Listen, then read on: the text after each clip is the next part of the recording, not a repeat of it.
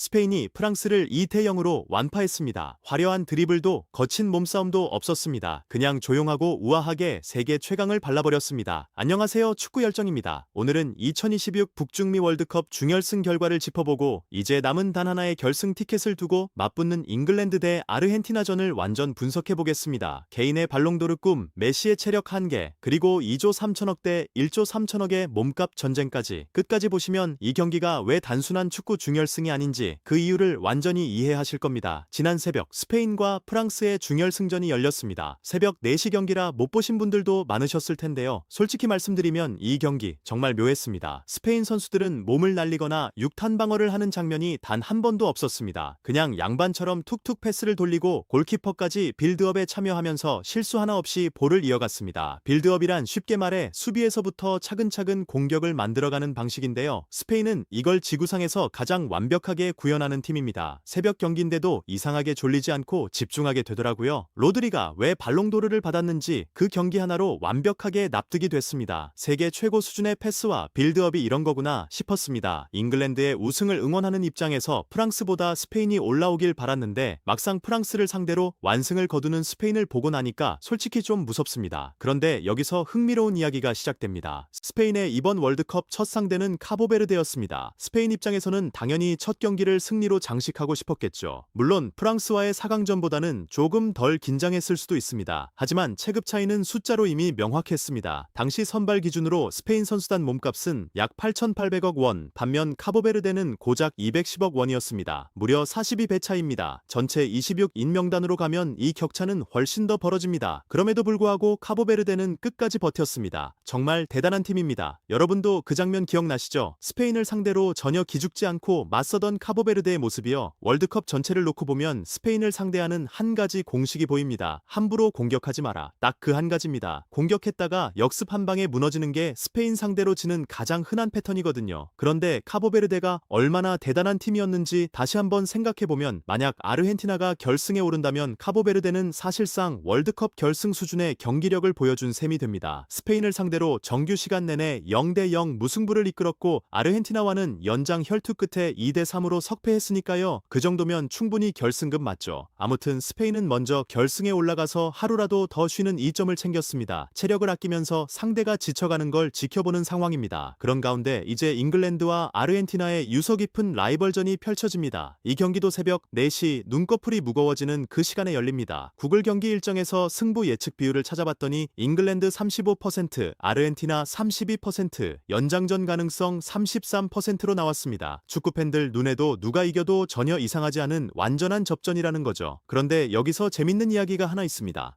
축구 팬들 사이에서 프랑스의 탈락이 잉글랜드에게는 행운이라는 말이 돌고 있습니다. 왜냐고요? 케인이 이번 월드컵을 우승하면 발롱도르를 받을 확률이 급격히 높아졌기 때문입니다. 원래 이번 시즌 발롱도르의 유력 후보는 프랑스의 덴벨레와 음바페였습니다. 그런데 이 둘이 4강에서 함께 떨어지면서 케인이 잉글랜드를 우승시키기만 하면 발롱도르 레이스에서 가장 앞서 치고 나올 수 있게 된 겁니다. 소속팀 바이엘은 미넨에서의 성과도 뒷받침해줍니다. 분데스리가 우승, 포칼 우승, 독일 슈퍼컵 우승까지 챙겼고 챔피언스리그는 4강에서 탈락하긴 했지만 8강에서 떨어진 레알 마드리드보다는 한 단계 앞선 성적입니다. 득점 경쟁도 아직 살아있습니다. 음바페가 8골에서 더 추가하지 못하고 대회를 떠났고 케인은 6골로 추격 중입니다. 상대편 메시도 8골인데 잉글랜드가 메시를 탈락시키고 중결승과 결승에서 케인이 골을 더 보탠다면 득점왕까지도 노려볼 수 있는 상황입니다. 물론 이 모든 이야기는 어디까지나 케인이 잉글랜드를 우승으로 이끌었을 때의 얘기입니다. 자, 이제 몸값 이야기로 넘어가 보겠습니다. 예상 선발 11명 기준으로 잉글랜드는 약 1조 3,810억 원, 아르헨티나는 약 7,643억 원입니다. 잉글랜드 선수들이 무려 1.7배 이상 더 비쌉니다. 전체 26인 명단으로 확장하면 잉글랜드는 2조 3,225억 원, 아르헨티나는 1조 3,338억 원으로 거의 1조 원 차이가 납니다. 선수별로 보면 잉글랜드에서 가장 비싼 선수는 주드 벨링검으로 2,220억 원 이상입니다. 다음이 데클란 라이스 2,052억 원, 부카요 사카가 1881억 원으로 톱3을 형성합니다. 이 수치는 트랜스퍼마르크트 기준입니다. 아르헨티나에서는 라우타로 마르티네즈가 1710억 원으로 1위, 훌리안 알바레즈와 메갈리스터가 나란히 1368억 원으로 공동 2위입니다. 메시는 나이 때문인지 몸값이 340억 원으로 다소 낮게 평가됩니다. 디마리아도 나이가 있어 1026억 원 수준입니다. 33살인데도 1000억 원이 넘으니 그것도 대단하긴 합니다. 하지만 몸값은 어디까지나 참고 상일 뿐입니다. 프랑스와 스페인을 비교해도 프랑스가 더 비쌌는데 결과는 정반대였잖아요. 축구에서 몸값이 전부가 아니라는 건 우리 모두 잘 알고 있습니다. 게다가 잉글랜드와 아르헨티나 사이에는 단순한 스포츠 경쟁을 넘어선 깊은 악연이 있습니다. 마라도나의 신의 손 사건부터 시모네와 베컴 사이의 악연, 그리고 축구 외적으로 벌어졌던 포클랜드 전쟁까지 거의 60년 동안 이어져온 라이벌 관계입니다. 오죽하면 경기가 열릴 애틀랜타 경찰이 직접 나서서 보안을 대폭 강화하겠다고 선언했겠습니까? 밴들의 격한 감정 충돌이 예상되니 미리 추가 인력과 자원을 배치하겠다는 겁니다. 정말 살벌한 분위기입니다. 누가 결승에 가더라도 드라마가 됩니다. 60년 만에 월드컵 우승에 도전하는 잉글랜드냐, 만 38살의 메시가 월드컵 2연파에 도전하느냐, 어느 쪽이든 엄청난 이슈입니다. 그런데 이 경기의 진짜 승부처가 어디인지 지금부터 말씀드리겠습니다. 제가 이 경기에서 가장 주목하는 변수는 바로 선수 컨디션입니다. 잉글랜드와 아르헨티나 두 팀 모두 8강에서 연장 혈투 끝에 올라왔습니다. 그런데 그 과정에서 가장 많이 혹사당한 선수가 누구냐고 물으면 저는 주저없이 메시라고 답하겠습니다. 케인도 조별리그부터 모든 경기에 선발로 나서며 출전 시간이 많긴 합니다. 하지만 케인은 메시보다 6살이나 어립니다. 게다가 최전방 스트라이커 포지션 특성상 활동 방향이 상대적으로 좁습니다. 반면 메시는 기본 체력이 이미 한계에 가까워질 나이입니다. 8강 스위스전에서 연장까지 풀타임을 소화했고 16강에서도 후반에 전성기 같은 전력 질주를 보여주며 사력을 다해 뛰었습니다. 그 모습을 보면서 전성기 시절 메시를 보는 것 같다는 말까지 나왔을 정도입니다. 그만큼 메시가 온몸을 갈아넣고 있다는 뜻입니다. 여러분도 그 장면 기억나시죠? 16강전 후반 메시가 전력으로 내달리던 그 순간이요. 뿐만 아니라 32강 카보베르데전도 연장까지 갔습니다. 카보베르데가 월드컵 결승급이라는 말을 괜히 한 게 아닙니다. 토너먼트 단계에 접어든 이후 아르헨티나는 메시 없이는 이기기 힘든 아슬아슬한 모습을 반복해서 보여줬습니다. 출전 시간의 67%를 걷는다는 말도 있지만 경기장 위에 서 있다는 것 자체가 육체와 정신 모두를 소모시킵니다. 그리고 그 소모의 가장 중심에 메시가 있습니다. 저는 이게 이번 경기의 가장 결정적인 포인트라고 봅니다. 제 분석으로는 메시는 지금 이 대회에서 아르헨티나의 안전핀 역할을 해왔습니다. 메시가 있기에 상대팀이 함부로 전진하지 못했던 겁니다. 하지만 그 안전핀이 체력적으로 한계에 다다랐다면 아르헨티나 전체 조직이 흔들릴 수 있습니다. 이건 단순한 컨디션 문제가 아니라 아르헨티나의 전술 구조 자체가 흔들리는 문제입니다. 반면 잉글랜드에는 새로운 스타가 등장했습니다. 케인이 토너먼트에 들어서면서 멕시코전 페널티킥을 제외하면 16강과 8강 모두 필드골이 없는 상황입니다. 상대팀의 집중 견제 때문인지 아니면 케인 특유의 결정적인 순간에 약해지는 징크스가 발동된 건지는 모르겠습니다. 하지만 어쨌든 케인은 지금 골 가뭄 중입니다. 원래라면 이런 상황에서 잉글랜드가 흔들려야 정상인데 벨링엄이 나타났습니다. 16강 멕시코전에 이어 8강